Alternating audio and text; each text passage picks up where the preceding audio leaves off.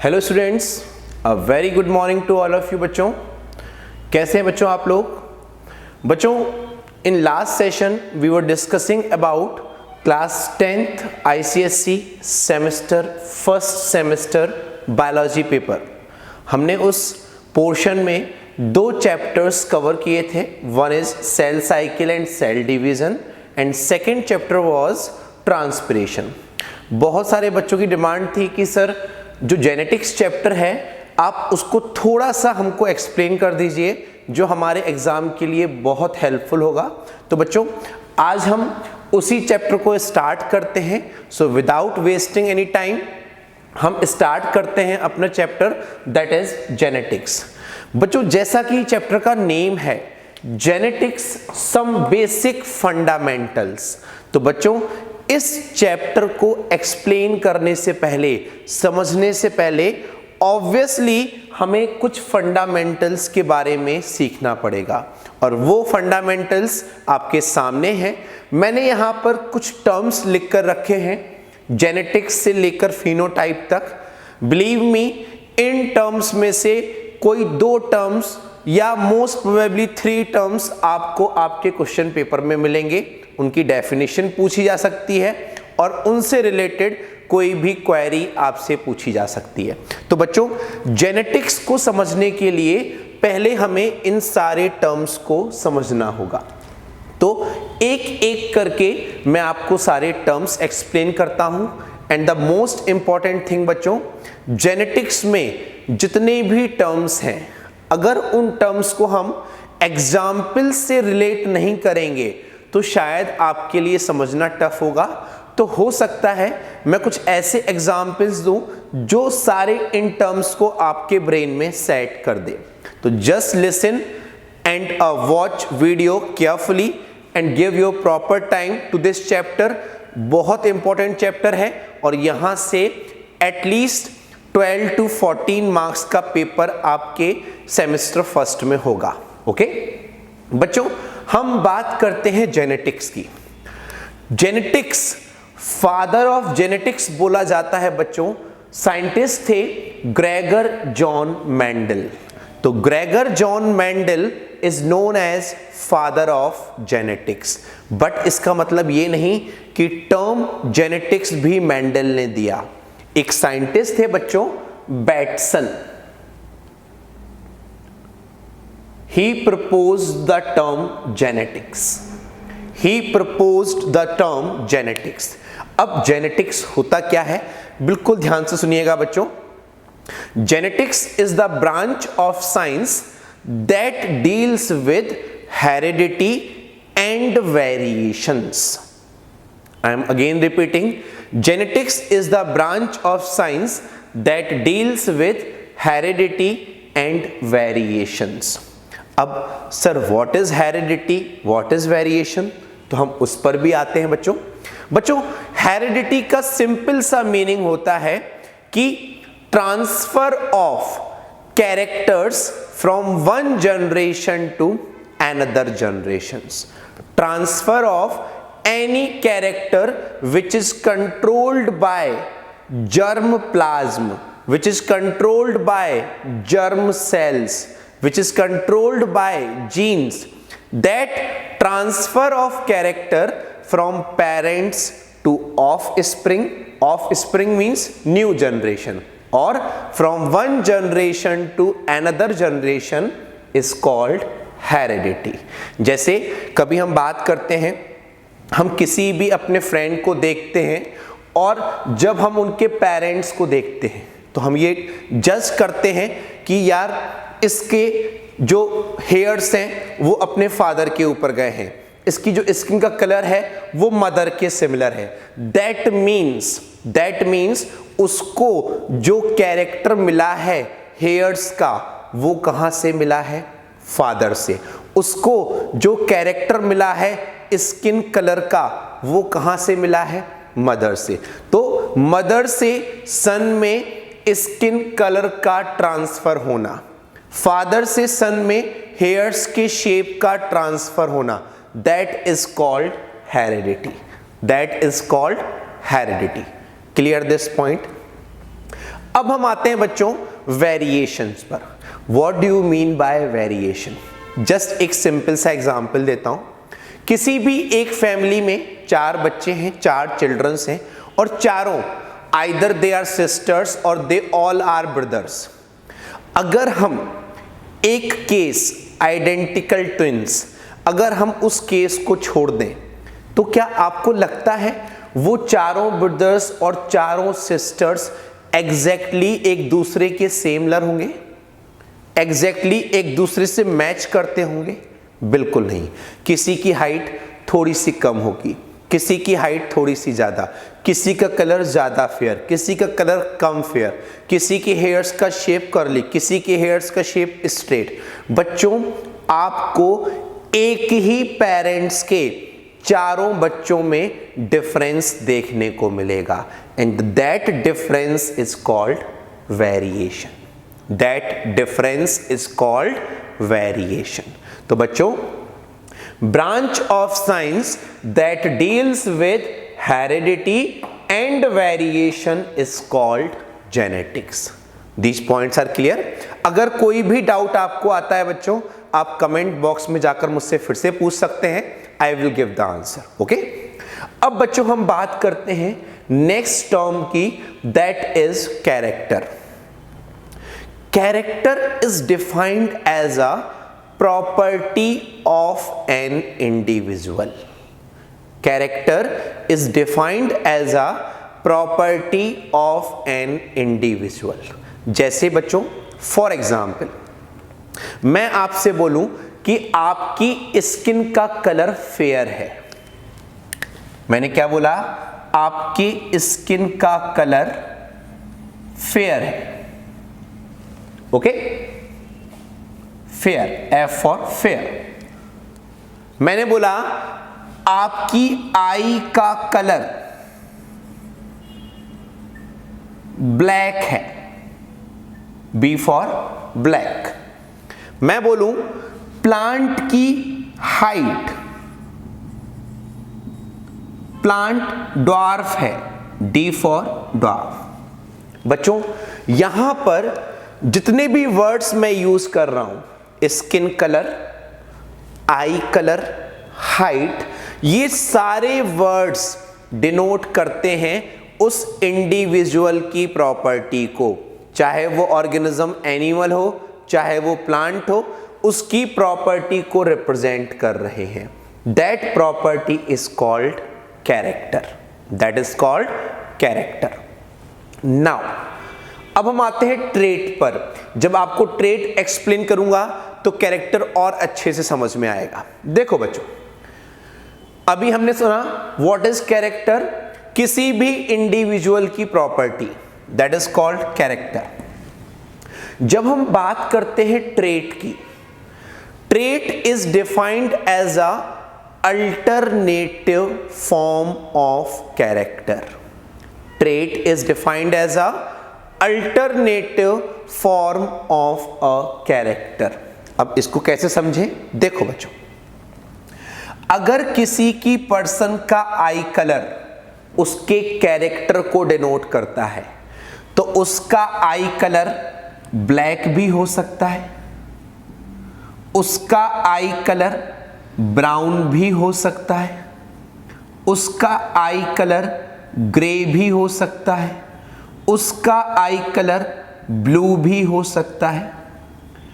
बच्चों, black, brown, grey, blue, extra extra, ये सारे इस आई कलर के क्या हैं?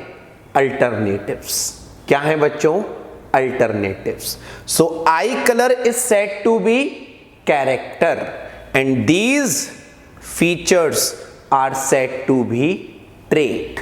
These features are said to be trait. Clear this point?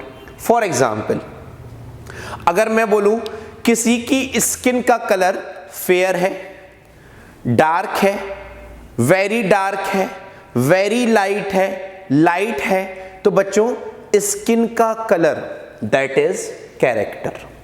Light, very light, dark, very dark, ये सब क्या होंगे बच्चों? ट्रेट। क्या होंगे? ट्रेट। जो मेरा अभी कंटिन्यू करेंगे हम जब इस लेक्चर को, तो मैं आपको कुछ ट्रेट्स, उनके डोमिनेंट ट्रेट्स, उनके रिसेसिव ट्रेट, ये सब कुछ बताऊंगा। अभी मैं आपको एक्सप्लेन करता हूं। अब देखो बच्चों, जैसे कैरेक्टर, हमारी टंग, ध्यान से सुनना, आपके जेनेटिक्स में ये बहुत इंपॉर्टेंट कंसेप्ट है। कुछ लोग अपनी टंग को रोल कर लेते हैं ऐसे करके, कुछ लोग टंग को रोल नहीं कर पाते। तो जो टंग को रोल करते हैं रोलर, नहीं कर पाते नॉन रोलर। तो बच्चों, tongue rolling is a character, roller and non rollers are trait, rollers and non rollers are trait. I think ये सारे एग्जाम्पल्स काफी होंगे आपके लिए डिफरेंस समझने के लिए कि कैरेक्टर और ट्रेट में क्या डिफरेंस है। क्लियर? अब देखो बच्चों, ट्रेट्स को हम दो टाइप से एक्सप्लेन करते हैं, दो टाइप से ट्रेट को हम एक्सप्लेन करते हैं। One is called dominant trait,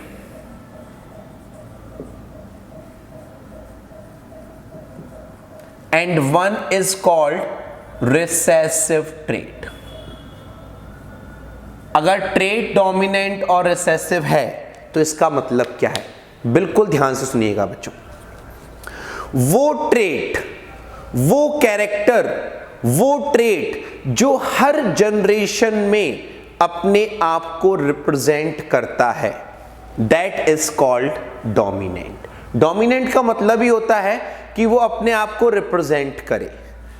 oppositely recessive, वो ट्रेट जो हर जनरेशन में अपीयर नहीं होता, जनरेशन टू जनरेशन ट्रांसफर हर जनरेशन में नहीं होता, that trait is called recessive trait, that trait is called recessive trait. मैं आपको एक बहुत अच्छा एग्जांपल देता हूं, ध्यान से सुनना बच्चों। सपोज कीजिए आपके घर में आपके ग्रैंड पेरेंट्स हैं, आपके ग्रैंड पेरेंट्स की आई का कलर ब्लैक है, ग्रैंड फादर की आई का कलर ब्लैक है, ग्रैंड मदर की आई का कलर ब्लू है। ग्रैंडफादर ब्लू आई कलर, ग्रैंडफादर ब्लैक आई कलर, ग्रैंड मदर ब्लू आई कलर। ओके, जब आपने अपने पेरेंट्स को ऑब्जर्व किया, आपने अपने फादर को ऑब्जर्व किया, उनके ब्रदर्स, उनके सिस्टर्स को आपने ऑब्जर्व किया, तो आपने देखा कि उन सब के आई का कलर ब्लैक था।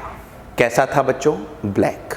ध्यान से सुनना बच्चों, grandfather I colour black, grand mother I colour blue, but आपके जो पेरेंट्स थे, उनके ब्रदर्स और सिस्टर्स थे, उन सब का कलर ब्लैक। तो कौन सा कलर नेक्स्ट जनरेशन में ट्रांसफर हुआ? ब्लैक। दैट मीन्स ब्लैक और ब्लू में से कौन सा डोमिनेंट है, कौन सा रिसेसिव है?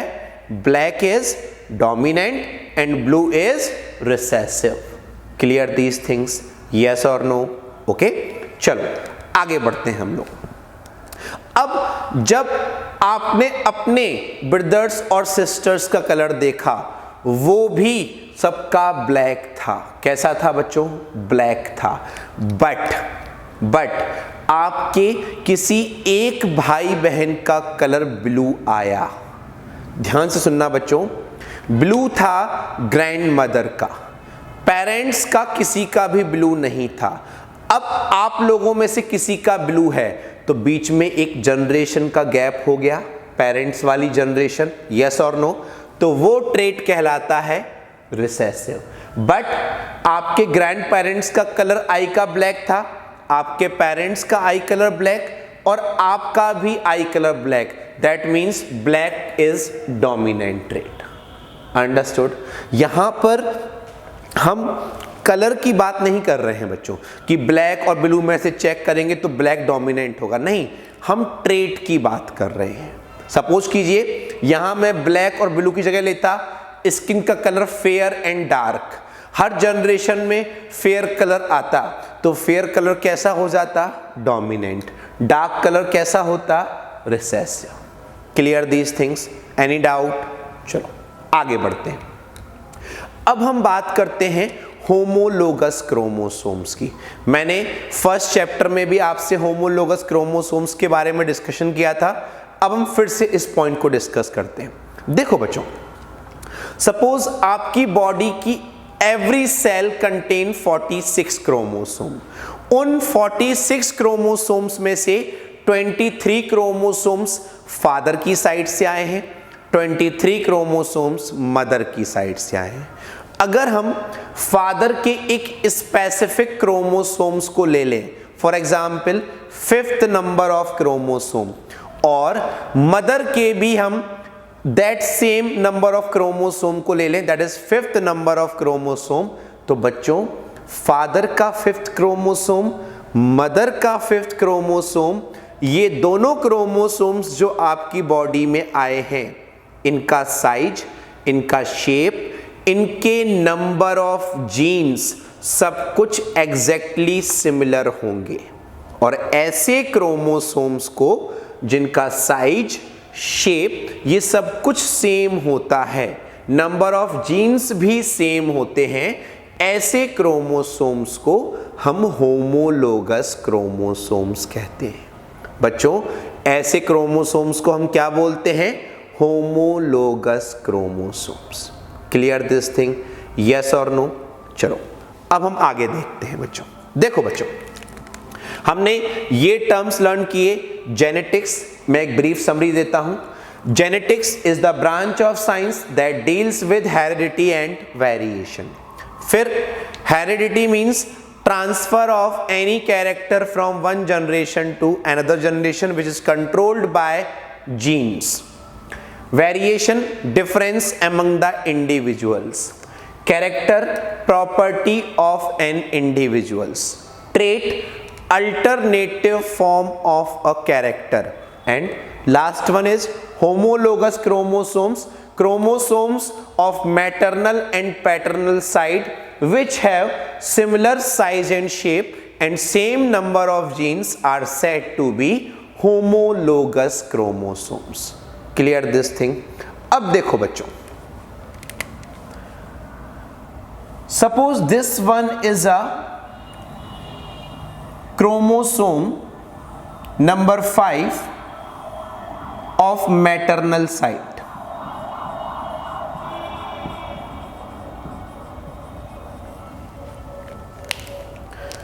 This is the chromosome number 5 from paternal side।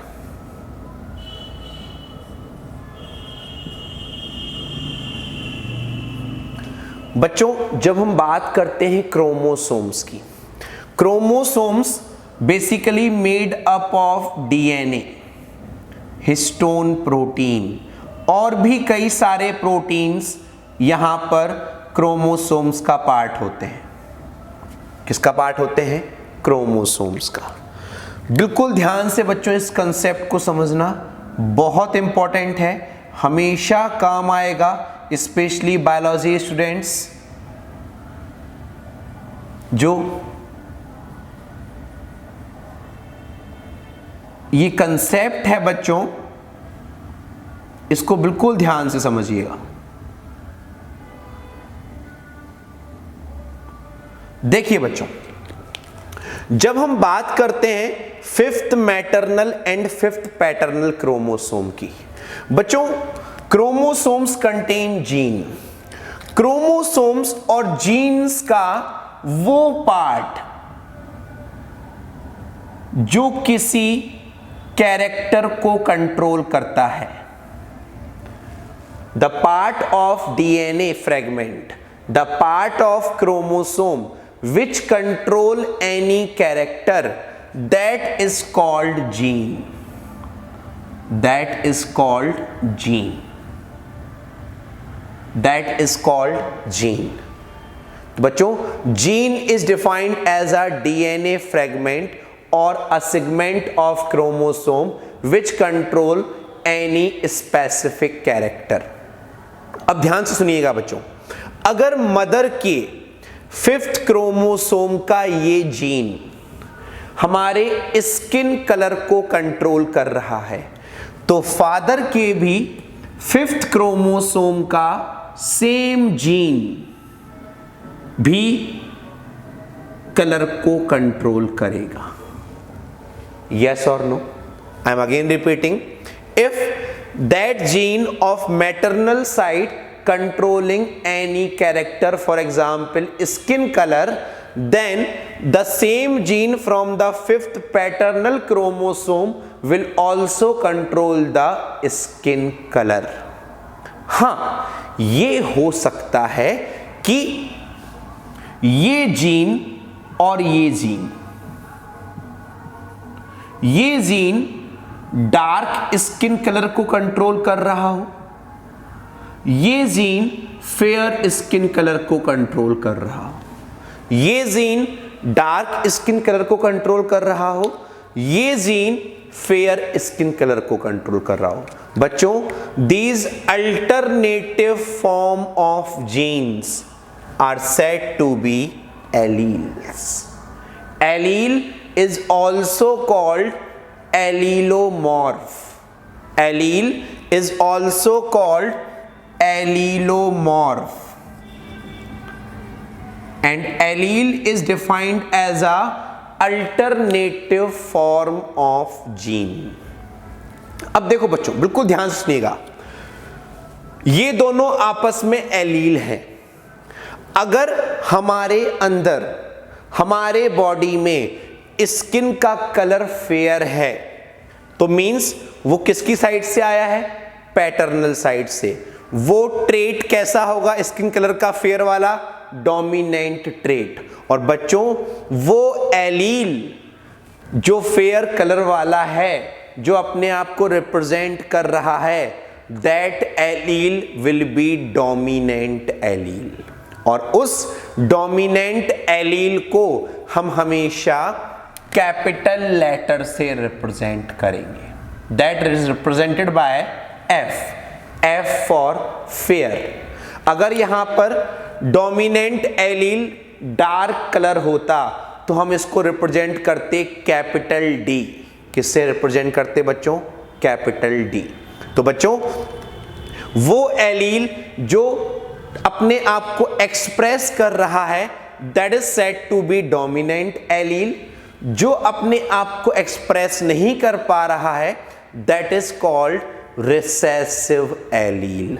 और बच्चों, जिस लेटर से, जिस कैपिटल लेटर से हम लोग डोमिनेंट एलील को रिप्रेजेंट करते हैं, उसी के स्मॉल लेटर से हम रिसेसिव एलील को रिप्रेजेंट करते हैं। तो अगर यहां पर डोमिनेंट एलील कैपिटल F है तो डार्क के लिए रिसेसिव एलील स्मॉल f होगा। डार्क के लिए रिसेसिव एलील स्मॉल f होगा। Clear this point? यस और no? Now one more thing, genes word clear? Alleles, alternative form of genes is called allele. अब देखो बच्चों, मैं यहां पर मेंशन कर रहा हूं कैपिटल F स्मॉल f। मैं यहां मेंशन कर रहा हूं कैपिटल F कैपिटल F। मैं यहां मेंशन कर रहा हूं स्मॉल f स्मॉल f। ध्यान से सुनिएगा, अगर दोनों पेरेंट्स में से एक के पास कैपिटल F है, एक के पास स्मॉल f है, capital F fair colour, small f dark colour, यहां पर ये जो दो एलील्स आपस में साथ में हैं, जो दोनों सेम नहीं है, एक कैपिटल है एक स्मॉल है, it is said to be heterozygous allele. ये कैसा एलील होगा बच्चों? हेट्रोजाइगस। और ये दोनों एलील बच्चों कैसे होंगे? होमोजाइगस। कैसे होंगे बच्चों? होमोजाइगस। तो one is said to be heterozygous, one is said to be homozygous, क्योंकि यहां दोनों एलील कैपिटल F हैं या फिर दोनों स्मॉल f हैं। अब देखो बच्चों, capital F fair colour, small f dark colour, dominant कौन सा था? फेयर कलर वाला। तो बच्चों जिस इंडिविजुअल में कैपिटल एफ और स्मॉल एफ होगा तो उसका कलर कैसा हो जाएगा? Fair, dominant. जिसके में कैपिटल एफ यहां पर भी है, यहां पर भी कैपिटल एफ है, तो फिर डार्क की गुंजाइश ही नहीं बनती, फेयर। बट अगर यहां पर भी डार्क स्मॉल एफ है और यहां पर भी डार्क स्मॉल एफ है तो वो कैसा कलर होगा बच्चों? रिसेसिव कलर, और वो होगा डार्क। कैसा होगा बच्चों? डार्क। तो बच्चों एलील्स में be homozygous, heterozygous. Clear this concept? मैं आपको एक एग्जांपल देता हूं। टी फॉर टॉल,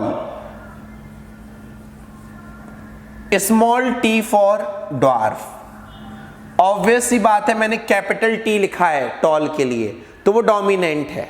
तो देखो बच्चों, capital T small T tall होगा, डोमिनेंट है ये इसको एक्सप्रेस नहीं होने देगा। कैपिटल टी ये भी टॉल होगा, स्मॉल टी ये ड्वार्फ होगा। यस और नो? और बच्चों इट विल बी हेट्रोजाइगस, दोनों एलील्स अलग अलग हैं। ये दोनों कैसे होंगे? होमोजाइगस। कैसे होंगे बच्चों? होमोजाइगस। Clear this thing?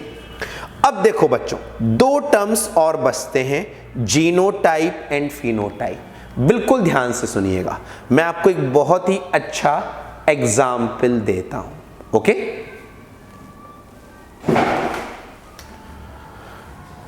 देखो बच्चों, जब हम बात करते हैं जीनोटाइप और फिनोटाइप की, बिल्कुल ध्यान से सुनिएगा, बहुत ही अच्छे एग्जाम्पल दूंगा। बच्चों यहां पर आपके सामने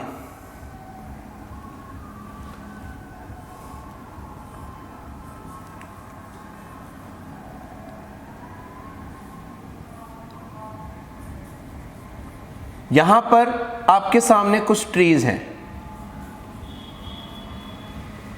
अब मैं आपसे पूछूं ए, बी, सी, मैं आपसे पूछूं बच्चों कि इन ट्रीज में से सबसे छोटा ट्री कौन सा है?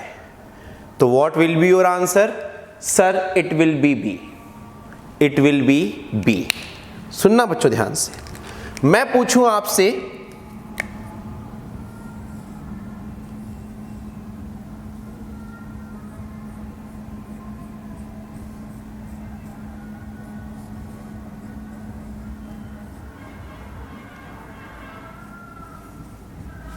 बच्चों इन सर्किल्स में से कौन सा सर्किल फिल्ड नहीं है?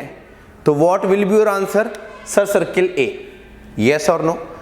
बट कैसे पता?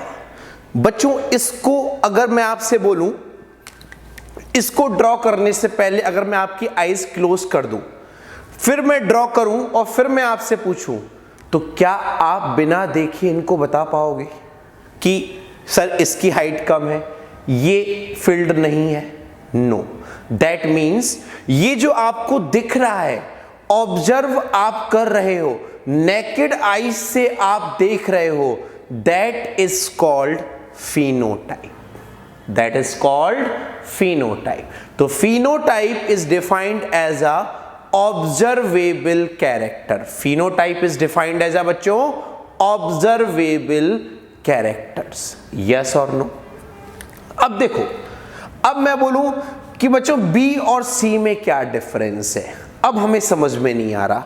बट अगर मैं बोलूं कि कैपिटल बी को रिप्रेजेंट कर रहा है और सी स्मॉल बी और स्मॉल बी को रिप्रेजेंट कर रहा है, तो अब आपको डिफरेंस समझ में आया। एक रिप्रेजेंट कर रहा है बच्चों किसको? कैपिटल बी को। एक रिप्रेजेंट कर रहा है स्मॉल बी।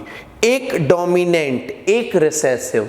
ये क्या है बच्चों? Capital B alleles, part of genes. तो बच्चों अब हम इनको ऑब्जर्व करके डिफरेंस नहीं कर सकते, हम इनके जीन्स को चेक करके डिफरेंस कर सकते हैं। और जब हम किसी इंडिविजुअल का जेनेटिक मेकअप चेक करते हैं, किसी के जीन्स चेक करते हैं बच्चों, that character is called genotype. That is called genotype. Clear this thing? तो phenotype is an observable character by naked eyes.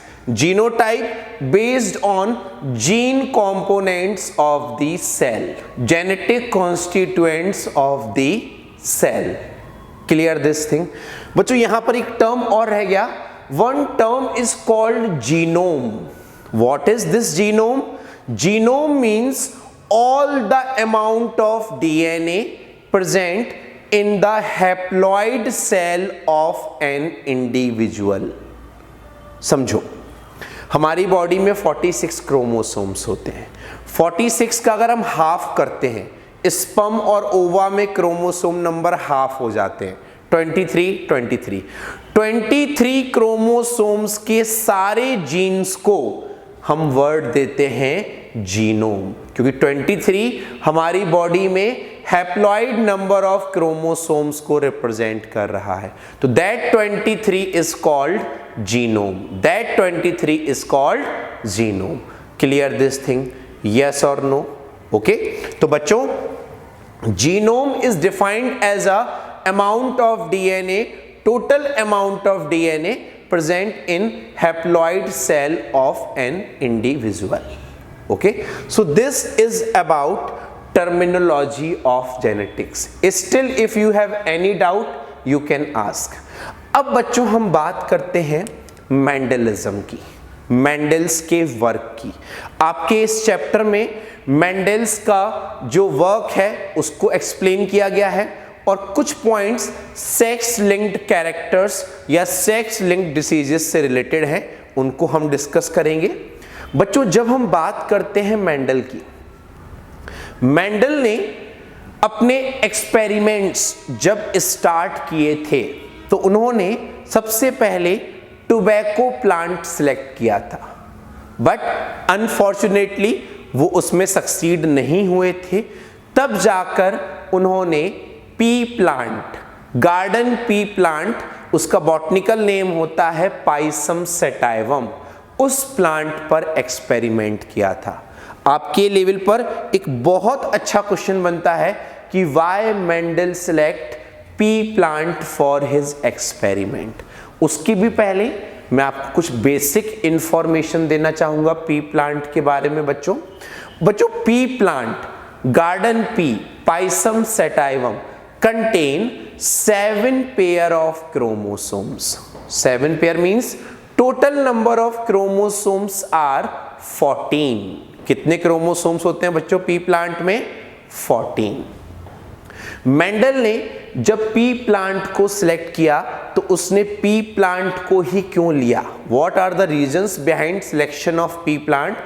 तो the first reason is pea plant is bisexual. P plant is bisexual, और जब कोई plant का flower bisexual है उसमें mail और female sex organ दोनों ही प्रेजेंट हैं, तो बच्चों ऐसे प्लांट्स के फ्लावर्स में सेल्फ पॉलिनेशन इजीली हो सकता है. तो मेंडल का जो पी प्लांट था that was bisexual and that perform self pollination. Clear this thing? Second thing बच्चों, पी प्लांट का जो लाइफ स्पैन होता है that is around 3 to 4 month. तो within 1 year we can grow 3 to 4 generations of pea plant. तो एक बहुत बड़ा डाटा कलेक्ट हो जाता है हमारे पास किसी भी एक्सपेरिमेंट को करने के लिए, किसी भी कैरेक्टर को स्टडी करने के लिए, और हमारा टाइम भी सेफ हो जाता है. Clear this point? मेंडल ने उस पी प्लांट के फ्लावर के एंड्रोशियम को रिमूव करके ही performed emasculation. Emasculation means androecium को रिमूव कर देना. एंड्रोशियम को रिमूव करके मेंडल ने दूसरे पी प्लांट के साथ क्रॉस पॉलिनेशन भी कराया. That was also easy for Mendel work. और क्रॉस पॉलिनेशन से जो भी नए कैरेक्टर्स, नए वेरिएशंस आए, उसको भी मेंडल ने स्टडी किया. Clear? The fourth important point, Mendel ने जो भी पी प्लांट्स के कैरेक्टर्स लिए वो कैरेक्टर्स नेकेड आई से इजीली ऑब्जर्वेबल थे। वो कैरेक्टर्स क्या थे अभी मैं मेंशन करूंगा, तो आप खुद समझ जाओगे कि प्लांट टॉल था या डॉफ था, हमें दिखाई दे सकता है। फ्लावर का कलर वॉयलेट था या वाइट था, हमें दिखाई दे सकता है। तो बच्चों, pea plant is bisexual which help in self pollination. Life span of pea plant is short, so within a short period of time we can get 2 to 3 generations.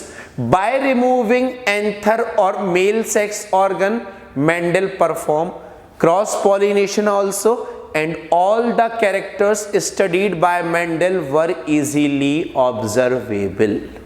Clear these points? बच्चों, Mendel ने जो characters लिए थे, Mendel ने जो characters लिए थे वो पी प्लांट के first, third, fifth and seventh pair of chromosomes पर प्रेजेंट थे। आई एम अगेन रिपीटिंग, मेंडल ने पी प्लांट को लेकर जो भी कैरेक्टर्स लिए थे बच्चों, वो first, third, fifth and seventh chromosome पर प्रेजेंट थे। Second chromosome, fourth chromosome and 6 chromosomes characters were not studied by Mendel. Clear these things? Now, Mendel ने कौन कौन से कैरेक्टर्स लिए थे बच्चों, ये बहुत पूछा जाता है और आपके एग्जाम में भी आएगा। The first character was stem height.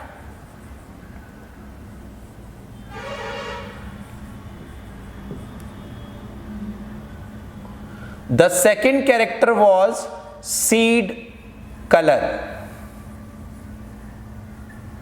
The third character was seed shape. The fourth character was flower color. The fifth one is flower position.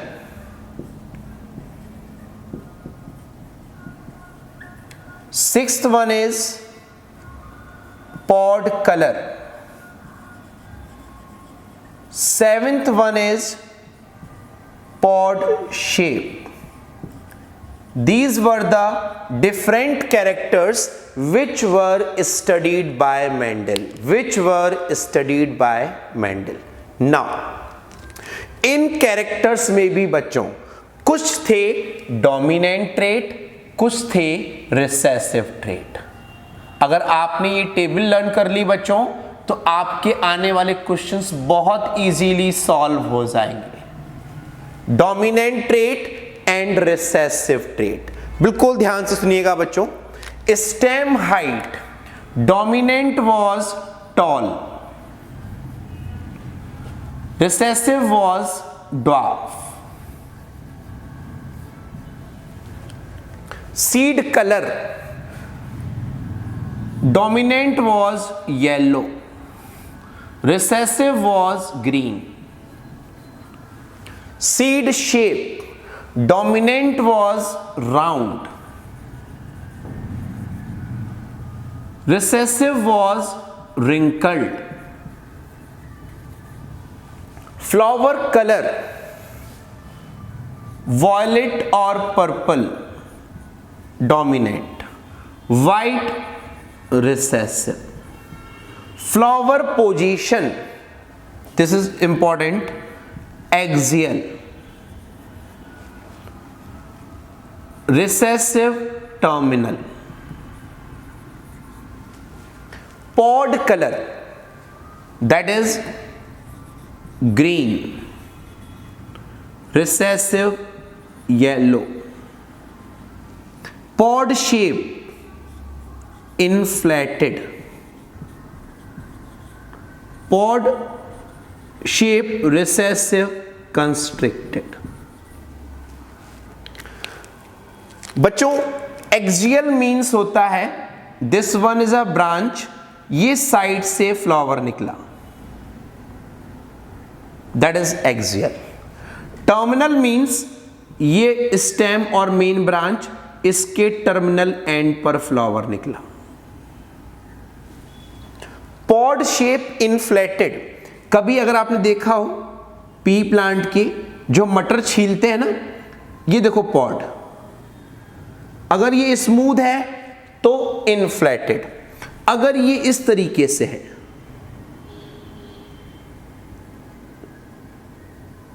देखा है कि नहीं देखा है बच्चों, यस और नो? हाँ, हमने मटर छीली है सर।